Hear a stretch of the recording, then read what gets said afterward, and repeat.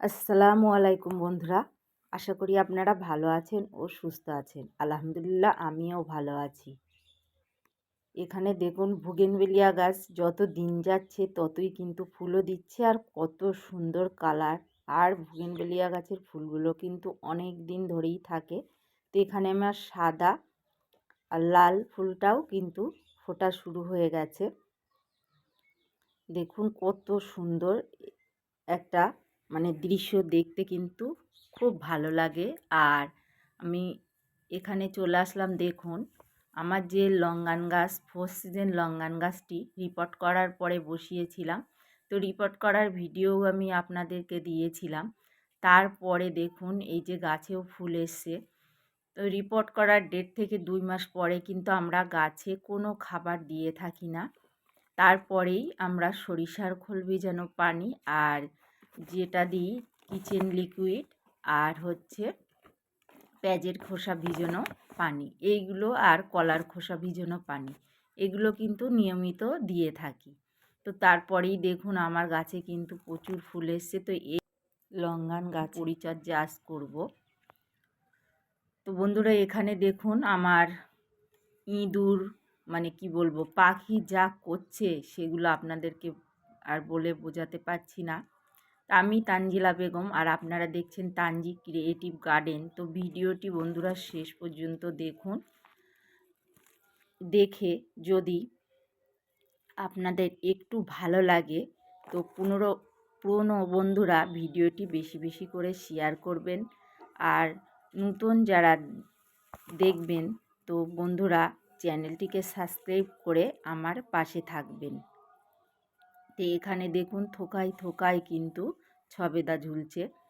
তো এরপরে দেখুন যে ছোট টমেটোর চারাও বসিয়েছিলাম, সেখানে আমি কিছু দিয়েছিলাম মটরশুঁটির বীজ, সেগুলোও তুলে দিয়েছে। তো এখানে চলে আসলাম যে ফুল গাছগুলো আমার বসানো হয়নি, তো ফুল গাছগুলোর অবস্থা কেমন আছে আর আজকে মাটিও তৈরি করে ফুল গাছগুলো কীভাবে বসাবো আপনাদেরকে এক ঝলকে একটু দেখিয়ে দিচ্ছি। তো এই গাছগুলোর শিকড় কিন্তু নতুন করে আবার ছেড়েছে। তো এই গাছগুলো এখন আমি বসাবো। তো এদের জন্য, এই গাছগুলো বসানোর জন্য সঠিকভাবে টব তো অবশ্যই নির্বাচন করতে হবে। তো যেমন ছোট ছোট গাছ অনুযায়ী কিন্তু টবের সাইজটা একটু ছোট নিতে হবে। তো প্রত্যেকটি গাছের কিন্তু নতুন করে খুব সুন্দর শিকড়ও হয়েছে। তো এর জন্য যে মাটিটা আমি এখানে নিয়েছি, তো দেখুন বন্ধুরা আমি নিয়েছি 1 ভাগ মাটি আর নিয়েছি আমি 1 ভাগ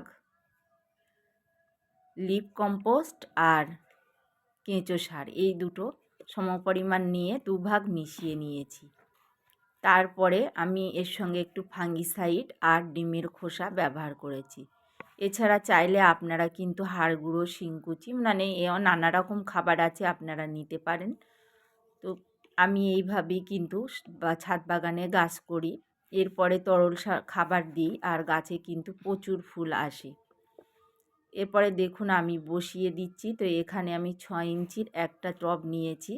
এই 6 ইঞ্চির টবে আমি কিন্তু গাছটা বসাচ্ছি, কারণ যেহেতু শীতকাল গাছটাও ছোট, সেই হিসাবে কিন্তু টবটা সঠিকভাবে অবশ্যই আপনারাও নির্বাচন করবেন। এরপরে আমি বসিয়ে দিলাম। তো এইভাবে সব গাছগুলোকেও বসাবো, ভিডিও অনেক বড় হয়ে যাবে। তো আপনাদেরকে একটু দেখিয়ে দিলাম মাটি তৈরিটা আমি কিভাবে করি। তো এরপরে দেখুন যে জিনিসটা দেখাচ্ছি, আমি যে কুমড়োটা হ্যান্ড পলিউশন করেছিলাম সেইখান থেকে কুমড়োটাও কিন্তু দেখুন খুব সুন্দর বড় হচ্ছে। আর এখানে আরও একটি গাছ আছে, গাছটিও কিন্তু গ্রোথটা খুব ভালো। আর এই যে আমি পাকচুইয়ের বীজ বসিয়েছিলাম, বীজ থেকে দেখুন সব চারা উঠে গেছে। তো এর পাশে আরও 2-3টে টবে তো উঠেছে। এই যে 2টো টবে বসিয়েছিলাম এগুলো আলাদা বীজ, কিন্তু একটাও এখনও দেখুন বীজ থেকে চারা ওঠেনি। তো এখানে চলে আসলাম পেঁয়াজ গাছ। তো পেঁয়াজ গাছ যে বসিয়েছিলাম দ্বিতীয়বার, সেগুলোও দেখুন কত সুন্দর হয়েছে। তো এই পেঁয়াজের আমি খাবার হিসাবে কিন্তু দিচ্ছি সবজি খোসা পচানো লিকুইড, যেটা কিচেন লিকুইড বলে। আর যেটা দিচ্ছি সেটা হচ্ছে সরিষার খোল ভিজানো পানি। তো এই দুটো আমি অল্টারনেট করে কিন্তু গাছের গোড়ায় দিচ্ছি। তো এরপরে চলে আসলাম, আজকে কিছু সবজি হারভেস্ট করব। তো ধনিয়া শাক একটু বেশি করেই নিচ্ছি, বারবার কিন্তু ছাদ বাগানে তো আসা যায় না। তো আর এখানে দেখুন যে বিমস হয়েছে, তো বিমস হারভেস্ট করাও শুরু করে দিয়েছি, বিমসও নিয়ে নিচ্ছি। তবে বিমসটা খেতে আমাদের বাড়িতে সবাই পছন্দ করে। এটা বেশিরভাগ আমরা কিন্তু ডাল রান্নার সময়, ফুলকপি রান্নার সময় কিন্তু ব্যবহার করি। তো ভাজা খেতে কেউই পছন্দ করে না, সবজির সঙ্গে কিন্তু খুব দারুণ একটা রেসিপি হয়। আর এই সময় গাজর আমাদের হয়তো ছাদ বাগানে, আমার হচ্ছে না, তো গাজরও বাজারে উঠে গেছে। তো এখন কিন্তু শীতকালে সবজি রান্নার কিন্তু আইটেমটা কিন্তু একটু আলাদাভাবেই সবার বাড়িতে আশা করছি হয়েই থাকে। তো এখানে আমি কিছু অল্প করেই নেব, যেগুলো বড় হয়ে গেছে সেই বিনসগুলো নেব, তবে বেশি মোটা হয়ে গেলে বিনস আবার ভালো লাগে না।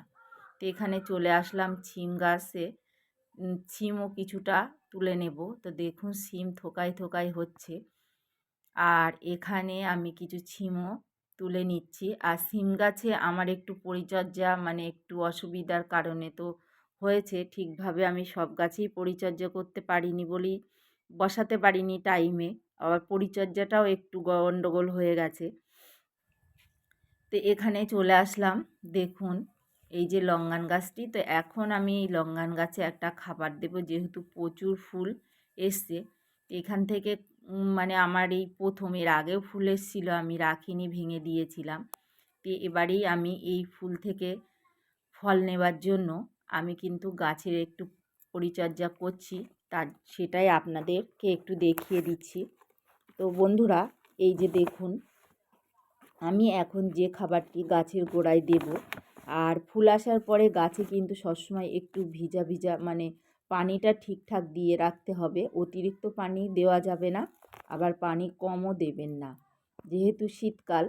তো এখন কিন্তু পানিটা ঠিক দিয়ে রাখতে হবে। আর এখানে আমি ফাঙ্গিসাইড স্প্রে করে দিয়েছিলাম, যেহেতু এখন কোনো পোকামাকড়ের এই গাছে লাগেনি, তবে খেয়াল রাখতে হবে যদি পোকামাকড়ের উপদ্রব হয় আপনারা অবশ্যই বিকালে 1 লিটার পানিতে 1 ml নিম অয়েল নিয়ে স্প্রে করে দিতে পারেন।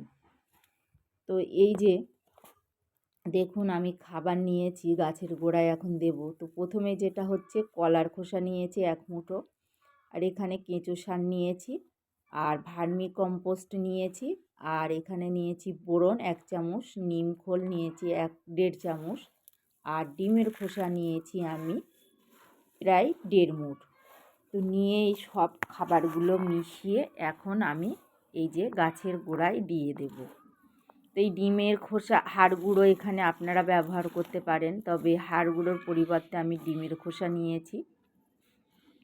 নিয়ে এখানে সব খাবারই আমি কিন্তু গাছের গোড়াতেই দিয়ে দেব। তো এই যে আমি নিয়েছি ভার্মি কম্পোস্ট আর কেঁচো সার, তবে আপনাদের কাছে যদি পুরনো 1 বছরের গোবর সার থাকে, সবজি খোসা পচানো জৈব সার থাকে, এগুলো আপনারা অবশ্যই দিতে পারেন। আর যদি লিপ কম্পোস্ট থাকে সেটাও অবশ্যই আপনারা কিন্তু দিতে পারেন। তো এইভাবে দিয়ে মাটির সঙ্গে মিশিয়ে দিতে হবে। তো এইভাবে যদি নিয়মিত 2 মাস পর পর খাবার দেওয়া যায়, তবে গাছের গ্রোথ তো ভালো হয় আর গুটিও কিন্তু সেট হয়। তবে এবার আমার প্রথম, আশা করছি কটা কী হবে জানি না, তবে আপনাদেরকেও একটু দেখিয়ে দিলাম। তো এইভাবে অবশ্যই আপনারাও পরিচর্যা করুন। আর 15 দিন পর পর মিরাকুলান আমি 1 লিটার পানিতে 1.5 ml নিয়ে পড়ন্ত বিকালে স্প্রে করে দিই। আর এখানে অবশ্যই আপনারা 15 দিন পর পর, এখন যেহেতু ফুল চলে এসছে, তো ব্রোন আর ম্যাগনেসিয়াম সালফেট আর হচ্ছে পিজিআর আপনারা নিয়ে গাছে অবশ্যই পড়ন্ত বিকালে স্প্রে করে দেবেন। তো এইভাবে নিয়মিত পরিচর্যা করে গেলে আশা করছি ফল তো প্রথমে 1-2 পাবো, তো বন্ধুরা এরপরে চলে আসলাম, দেখুন গাছে বেগুন হয়েছে, তো কিছু বেগুনও হারভেস্ট করে নেব আজকে। আর এই যে টবগুলো দেখছেন, এখানে এই টবগুলো থেকে আমি বেগুন গাছও কিছু তুলে নেব, কারণ আমি ড্রাগন গাছ লাগাচ্ছি। তো কিছু ড্রাগন গাছ লাগানোর জন্য, কারণ ড্রাগন গাছ কিন্তু অনেক দিন, মানে 10 থেকে 15 বছর কিন্তু গাছগুলো থাকে। তো তার জন্য কিন্তু সঠিক টব নির্বাচন করতে হবে। তো এই পানির যে ড্রামগুলো কিন্তু প্রচুর হার্ডি আর টেকসই, যার কারণে এই ড্রামগুলো আমি ব্যবহার করছি। তো ভিডিওটি শেষ পর্যন্ত দেখার জন্য অসংখ্য অসংখ্য ধন্যবাদ।